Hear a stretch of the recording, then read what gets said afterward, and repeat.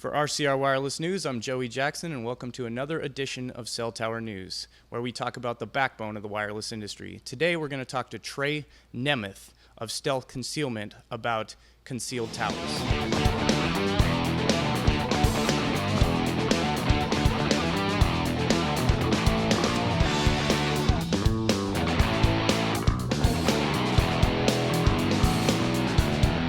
Today's episode is brought to you by Telecom Careers, the #1 global telecom and wireless job board, telecomcareers.net.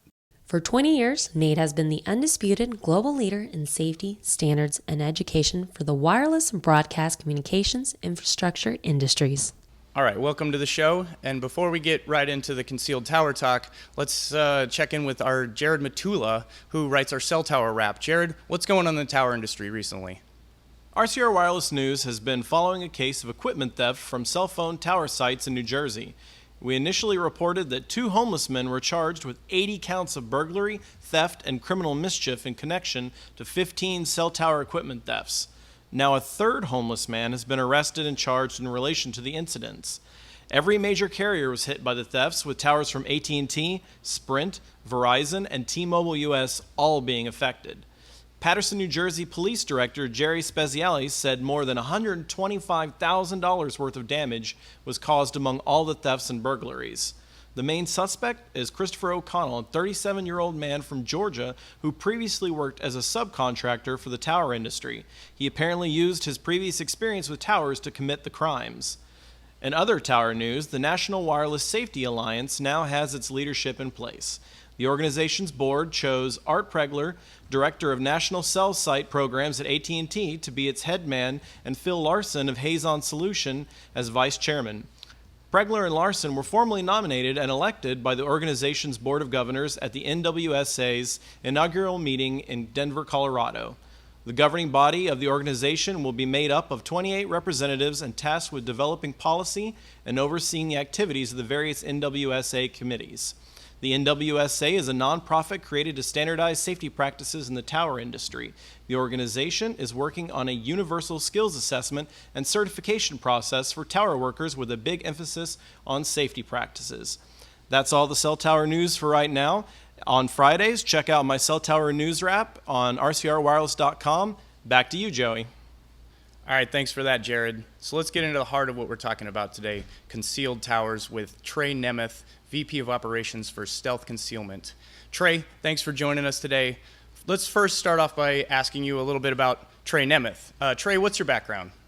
Well, my name's Trey Nemeth. I'm the Vice President of Operations for Stealth Concealment Solutions. I've got a degree in mechanical engineering, and I've been with Stealth for about 18 years. So I've been involved with the design and manufacture of thousands and thousands of antenna concealment. Okay, Trey, so let's talk about your company a little bit. Tell me about Stealth Concealment. Stealth is founded in 1992. We design and build structures that hide antennas. In short, we're a custom design and manufacturing company. We're headquartered in Charleston, South Carolina, but we ship concealment products all over the country and occasionally overseas as well. We really only specialize in antenna concealment. So even though we've been in business for about 23 years now, we haven't really diversified outside of that. We like to think that we're the industry leader in concealment. We founded the industry, and so we've stayed true to our core set of capabilities. All right, Trey, and as we all know, there are a lot of places you can put a concealed tower. Can you give us some use cases? Where do you see the installations happening most?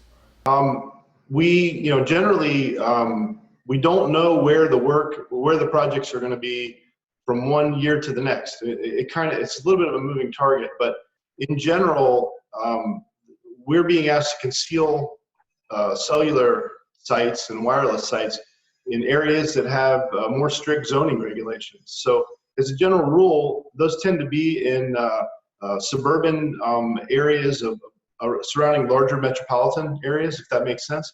But in general, we're being asked to put the concealed sites up wherever zoning or a landowner or building owner dictates that it has to be done. And so do you see more of these in the higher end neighborhoods than you do in maybe some of the lower income neighborhoods? Yeah, I'd say definitely so. And I think that, that might just have to do with the fact that in a higher end or more affluent neighborhood, there might be more of a demand for concealment because of stricter zoning or because of a neighborhood or area associations that are trying to keep the area looking as nice as possible. Certainly the not in my backyard crowd definitely influences the amount of work that we get in a given year and in a given location. That being said, we see we see the need for concealment popping up literally all over the place. So that's a general rule that you probably see it in the higher end suburban neighborhoods surrounding larger metropolitan areas.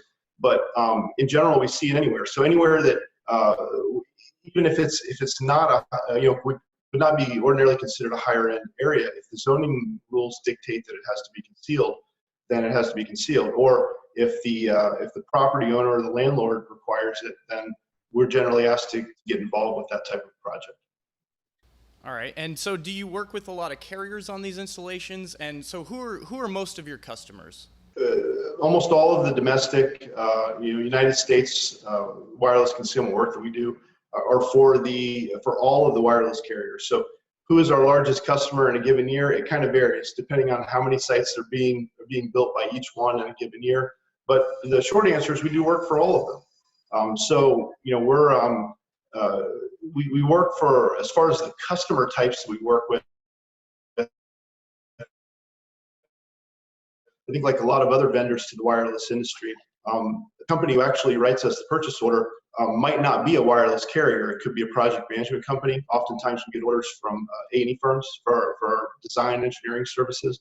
We get orders for materials from installers and contractors. But ultimately, the end customer are the large wireless carriers that fuel the wireless industry in the U.S. So do the concealments ever result in any interference? In general, and this is something that I've got a lot of experience with, we have, anytime you put material in front of an antenna, it's going to cause some kind of loss or reflection. So what we try to do is come up with a portfolio of different concealment materials that will perform the best for the specific site and application. Oftentimes there's some trade-offs between materials that can be used in extreme hot climates, for example, and RF or radio frequency performance. So, in general, we have a lot of testing documentation on our materials. Our customers, every year are asking for some different things that they want us to look at as far as the way the materials are concerned. But in general, once we've got a certain set of design criteria that we try to meet, where we frame the structures and build the structures in such a way that we're minimizing the amount of structural members in front of the antenna path, and then we're using exterior cladding materials that minimize the amount of insertion loss that's caused to the antennas. And so it's something that we learn about year after year. But in general, the reports of actual loss problems or interference problems due to our concealment materials is extremely minimal year after year. And usually when we do get a report of that kind, it's usually determined in the field that it's attributable to something else that's there. So that's so it's always one thing to consider too is that we're not just concealing transmit and receive antennas, which are operated at a relatively low frequency. We're also oftentimes concealing higher frequency microwave backhaul antennas. And those tend to be much more sensitive to concealment and other materials being put in front of them than at the lower frequencies. So in some cases, we have to use special materials that will allow the transmission of the higher frequency signals only in front of those antennas, where we might use a more typical concealment material in front of the transmit and receiving antenna for the site. And so as we all know, DAS and small cells are on the rise. Do you see the percentage of DAS and small cell installations that you are doing increasing? There's a lot of buzz about DAS and small cell in the industry right now, obviously, and that has influenced the concealment world as well. Right now, we're in the range of 10 to 20% of our work over the past few years has been DAS and small cell. And when I say 10 to 20%, I'm looking at the actual quantity of sites that we're building. So that's a relatively small percentage, but that's up from 0% just a few years ago. So it is on the rise. And the other thing to consider is that from a concealment perspective, oftentimes the DAS and small cell projects tend to be pretty large projects for us, especially in the large venue DAS applications, stadiums and arenas and that kind of thing, where instead of a traditional macro cell site where maybe we're concealing 3 antennas or 12 antennas, for a large venue stadium application, we may be concealing 150 antennas. So although the quantity of the DAS and small cell is still a relatively low percentage of our total work, the actual number of concealments that are built, or even the complexity, makes them a bigger part of what we do. We pay a lot of attention to them, and they take a lot of effort to get them correct. So yeah, Trey, you mentioned stadiums and other large projects. What is the largest project that Stealth Concealment has worked on?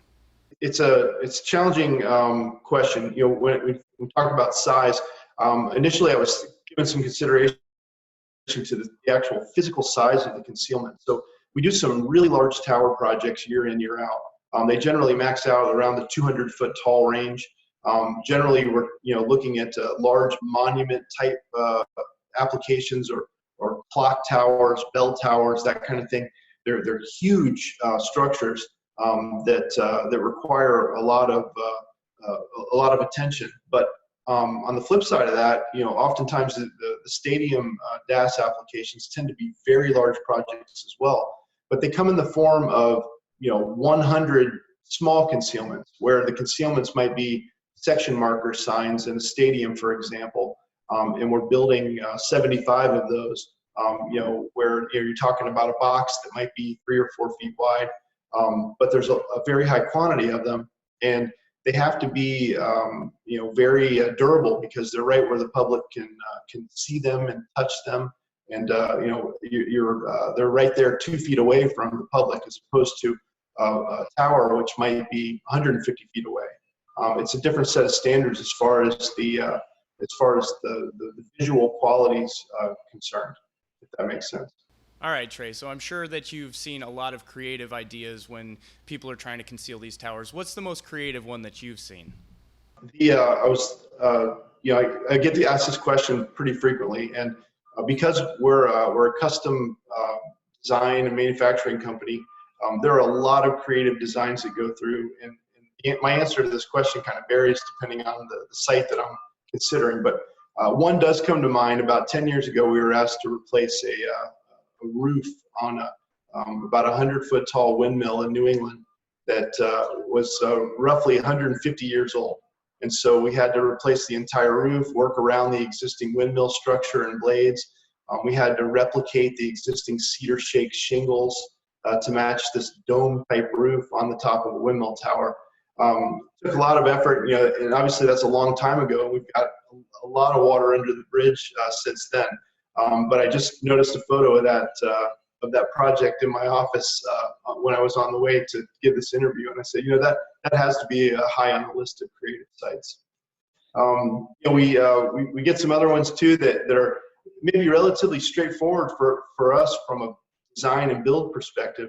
Like we've got a large one that's gotten some press. That's just a slick stick concealed pole, but it's painted to look like a giant number 2 pencil with an eraser on the top and so forth. And so that one gets a lot of attention. I think that's a really creative idea and a relatively straightforward and simple concealment design.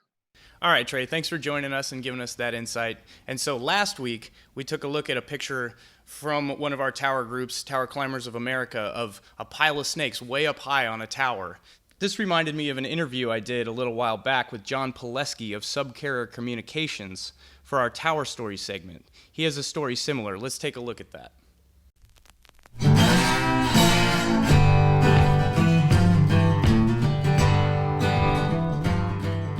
One day I was climbing one of our towers in Tennessee, and I got up to about the 300-foot level, and on one of the platforms near the top of the tower, there's a rattlesnake a live rattlesnake. And rattlesnakes can't climb towers. So it was a shock to find a snake of any sort up on a tower, but a rattlesnake just made it all that much more dangerous to encounter. So what we figured was some kind of a bird swooped down to try to catch the rattlesnake and eat it, and flew away with it and dropped it on the tower. I mean, and there he was. As soon as we got up there, the rattlesnake was right there, right in our face.